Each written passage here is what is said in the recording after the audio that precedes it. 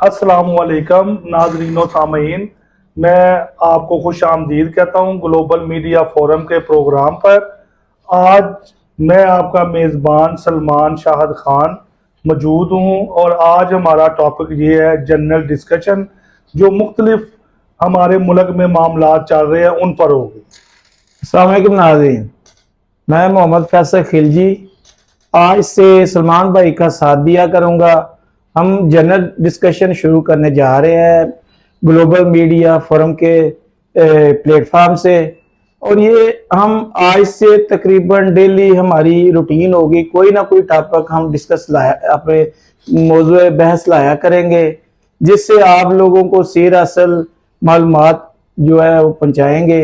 लिहाजा ये हम एक मौजू शुरू करने लगे हैं। जी हमारा जो जनरल मौजू जी बिल्कुल सलमान भाई आपको बताएंगे। जी बिल्कुल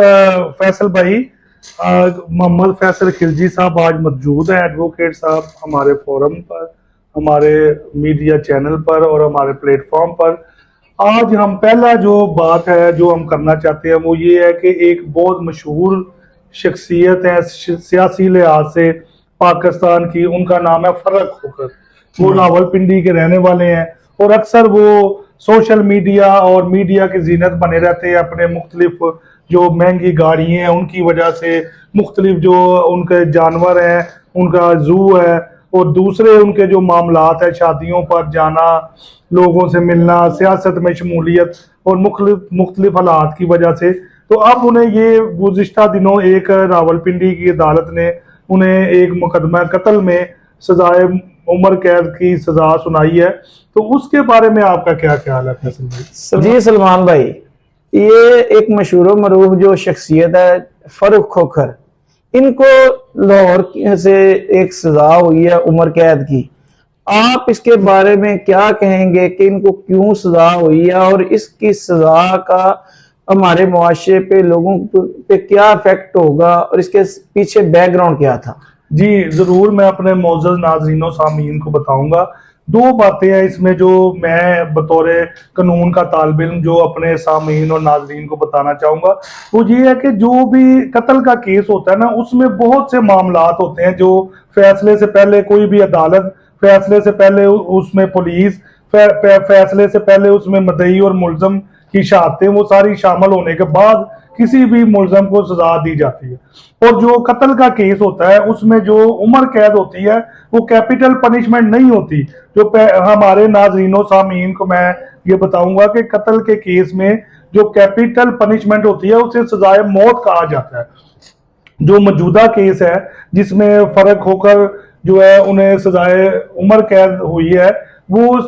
कत्ल के जो सजाओं में से वो लेसर पनिशमेंट है, यानी कम सजा है। उस जो FIR दर्ज हुई जिसमें वो कहते हैं कि एक जो शख्स था उसके कत्ल हुआ और बाकी मामलात, उसमें जो है वो खाली फर्रुख खोखर मुलजम नहीं था, क्योंकि उसमें ये भी कहा जाता है, एक सुनने में आ रहा है कि उसमें जो को एक्यूज था एक मुलजम वो बरूने मुल्क है, उसने भी अपना किरदार अदा किया वादा माफ गुआ का या जो भी उसमें मसला हुआ। और वो केस के हालात वाकयात ये होते हैं कि जब भी कोई कत्ल का वाकया होता है उसके बाद जो स्टोरी होती है इस्तगासे की, यानी मुद्दई जो FIR दर्ज कराता है मुलजमान के खिलाफ, उसके बाद सबसे पहले जो होता है वो किसी भी लाश का जो मकतूल होता है उसका पोस्टमार्टम, एक लाश है, ज्यादा मकतूल है, जख्मी है, जो भी है उनका जो मकतूल है उनका पोस्टमार्टम होता है, जो जख्मी है उनका डॉक्टर जो है वो उसे कहते हैं मेडिको लीगल सर्टिफिकेट MLC वो जारी करता है। जो जो असला इस्तेमाल हुआ होता है, जिस तरह वो जख्मी होते हैं या कत्ल होता है कोई बंदा, उसका पहले वो डॉक्टर के पास जाता है, पोस्टमार्टम कराने के बाद मकतूलों की तदफीन होती है, जो जख्मी होता है वो अपने घर को जाता है। इसलिए ये भी जो केस था इसमें चशमदीद गवाह भी होते हैं, फिर उसके बाद FIR दर्ज होती है। पहले होता था कि पहले जो है पोस्टमार्टम होता था फिर FIR दर्ज होती थी। अब जो नया कानून बना है, जो कह लें कि डॉक्टर्स एसोसिएशन और मेडिकल से रिलेटेड मामलात है, उसमें वो डॉक्टर्स का सबसे पहले वो FIR दर्ज करवाते हैं। वो कहते हैं थाने से पहले जाके FIR दर्ज करवाएं, फिर पोस्टमार्टम होता है, फिर उसके बाद उसकी रिपोर्ट आती है और उस रिपोर्ट के ऊपर जो नामजद मुलजमान अगर किसी ने FIR में कराए हैं ان کو گرفتار کیا جاتا ہے، یا پولیس آفیسر کے پاس یہ اختیار بھی ہوتا ہے کہ جو کوئی بھی ملزم ہے اس کی جو گرفتاری ہے اسے التوا میں رکھے ضابطہ فوجداری کے تحت اور تفتیش کرے۔ تو اس مقدمے میں بھی یہ ہوا کہ جب ایف آئی آر درج ہوئی، درج ہونے کے بعد اس کی تفتیش ہوئی، تفتیش کے مختلف فورم ہیں، ان فورموں پر تفتیش کے بعد چلان عدالت میں جاتا ہے، چلان عدالت میں جانے کے بعد ایک لمبی چوڑی شہادتوں کا سلسلہ شروع ہو جاتا ہے، اس کے اوپر گواہوں کو جرا کے بعد یہ معاملہ ہوتا ہے۔ سلمان بھائی یہ تو ہو گیا نا اس سے قانونی جو معاملات ہوئے، اس کا معاشرے پہ کیا افیکٹ ہوگا؟ ایک اتنی اثر و رسوخ رکھنے والی شخصیت کو اتنی سزا ہو گئی۔ پہلے ہم اس کی مثالیں نہیں دیکھتے تھے کہ کبھی کسی اثر و رسوخ رکھنے والی سیاسی شخصیت کو کبھی بھی سزا نہیں ہوئی، لیکن اب یہ عدالتیں سزائیں دے رہی ہیں، ہمارے مشاہدے میں آ رہا ہے، تو یہ اس کا معاشرتی کیا اثر ہوگا؟ جی فیصل صاحب، میں ضرور اس میں اپنے ناظرین و سامعین کو بتاؤں گا کہ کوئی بھی جو سزا ہے نا اس کا معاشرے کے اوپر بڑا گہرا اثر پڑتا ہے۔ اب جیسے ہم نے کھوکر جو یہ تھے فرق کھوکر، انہیں مختلف معاملات میں دیکھا کہ بہت سارے پیسے ہیں، جب بھی انہوں نے آنا میڈیا پر تو انہوں نے بتانا کہ میرے پاس اتنی گاڑیاں ہیں، اتنے بنگلے ہیں، اتنے پیسے ہیں۔ اب یہ دوسری طرف آ جاتا ہے کہ کسی بھی معاشرے کا قانون کا نظام۔ اب جیسے ہم دیکھتے ہیں کہ ایک بڑی مشہور چرچل کی مثال ہے، وزیر اعظم تھا جو انگلینڈ کا، اس نے کہا جب دوسری جنگ عظیم میں شدید بمباری ہو رہی تھی انگلینڈ پر اور لندن پر، اس نے زیر زمین سرنگ کے اندر سے پوچھا، اس نے پوچھا میرے ملک کی عدالتوں کا نظام چل رہا ہے؟ اس کے جو جنرل تھے، اس کے جو مشیر تھے، انہوں نے بتایا بالکل چل رہا ہے۔ اس نے کہا میرا پورا ملک بھی تباہ ہو جائے تو پھر بھی اگر میری عدالتوں کا نظام چل رہا ہے اور انصاف لوگوں کو مل رہا ہے تو مجھے اس سے کوئی پریشانی نہیں ہے اس جنگ سے۔ اسی طرح ہمارے آقا و مولا حضرت محمد صلی اللہ علیہ وسلم نے بھی انصاف پہ بہت زور دیا، اور معاشرے میں وہ جو ایک بڑی مشہور مثال ہے کہ فاطمہ نامی ایک عورت کو لایا گیا تو حضرت صلی اللہ علیہ وسلم نے چوری کی سزا کے طور پر انہوں نے کہا کہ اگر میری بیٹی فاطمہ بھی ہوتی تو اس کو بھی یہی سزا دی جاتی۔ اسی طرح حضرت علی کرم اللہ وجہہ کا قول ہے کہ کسی بھی ملک میں نا انصافی کی حکومت نہیں چل سکتی، کفر کی چل سکتی۔ اس لیے اس سزا کا معاشرے پر بڑا گہرا اثر ہوگا، اور جو ہماری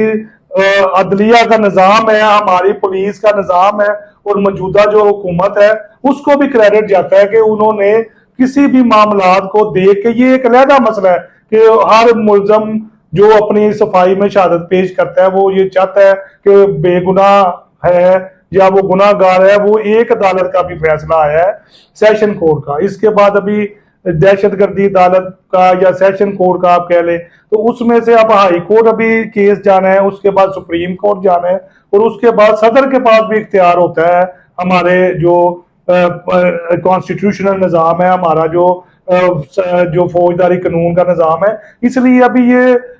قبل از وقت ہے یہ کہنا کہ اصل میں وہ ملزم ہے یا نہیں، کیونکہ ابھی اپیلوں کا سلسلہ چلنا ہے، اس میں جا کر یہ پتہ لگے گا کہ اصل ملزم کون ہے اور سزا اصل صحیح ہوئی ہے یا غلط ہوئی ہے۔ چلیں، یہ تو ہم امید کرتے ہیں اس کو دیکھ کے اتنے اثر سے ہائی پروفائل اکیوز کو سزا ہوئی ہے تو لوگ عبرت کا جو ہے نا وہ عبرت پکڑیں گے، آئندہ ایسے جو قتل یا کوئی بھی جرم کرنے سے ہزار بار سوچیں گے۔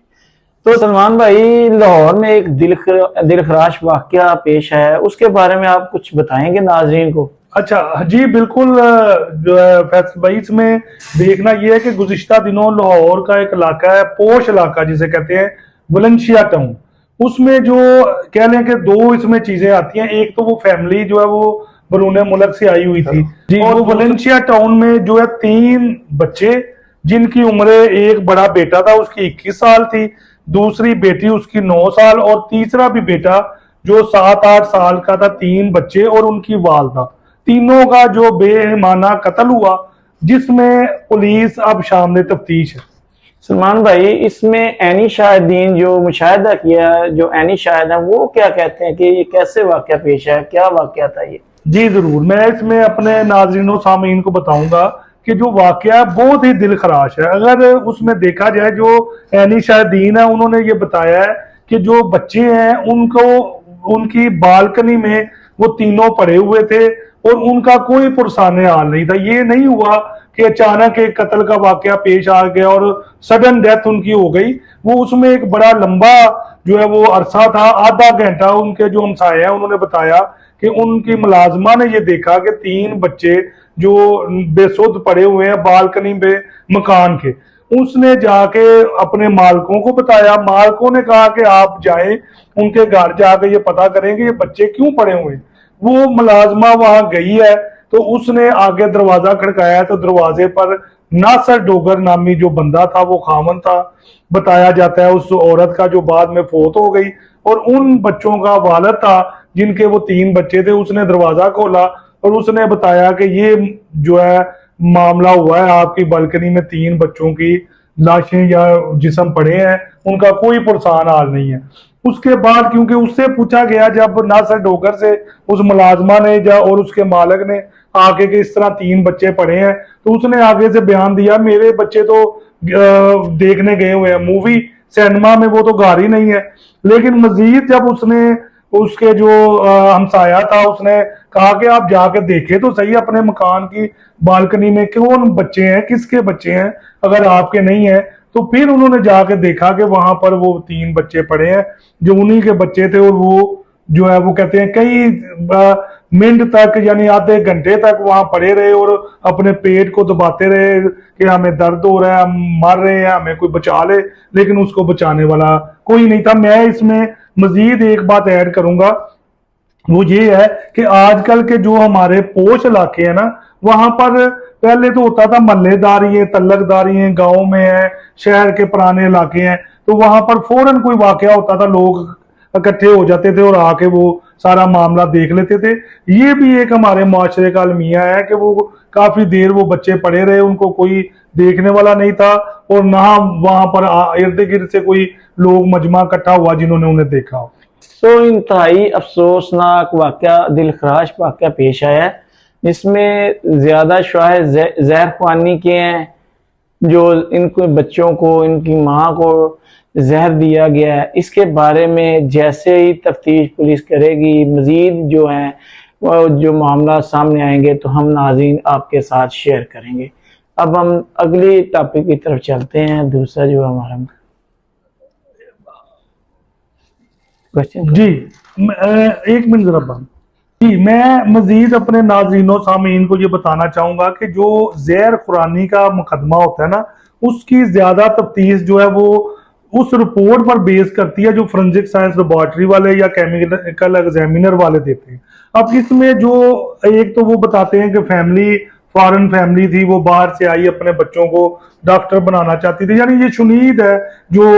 سننے میں آ رہی ہیں باتیں, کیونکہ یہ ساری تفتیش تو پولیس نے کرنی ہے. لیکن ہوا اس میں یہ ہے سب سے بڑا واقعہ کہ جو ڈائنگ ڈیکلریشن ہوتی ہے نا, یعنی جسے قانون کی زبان میں کہا جاتا ہے نزاعی بیان, آخری اس کا بیان, وہ بڑا اس مقدمے میں کہہ لیں کہ اس کے فیصلہ کرنے میں مددگار ہوتا ہے, پولیس کے لیے بھی اور عدالت کے لیے بھی. اب ہوا اس میں یہ ہے کہ جو معاملہ تھا پولیس کا, وہ کہتے ہیں کہ جب پولیس آئی ہے موقع پر تو ان کی بچوں کی جو والدہ ہے وہ حیات تھی اور انہیں ملی ہے اور اسے ہسپتال لے کے جایا گیا اور وہاں جا کے وہ فوت ہوئی ہے. اس لیے اس بیان کی روشنی میں اور جو کیمیکل ایگزامینر اور فورنزک سائنس کی روشنی میں جب یہ تفتیش ہوگی اور عدالت کے سامنے کیس جائے گا تو یہ سارے مسئلے مسائل. اب جو ہمارا ایک اور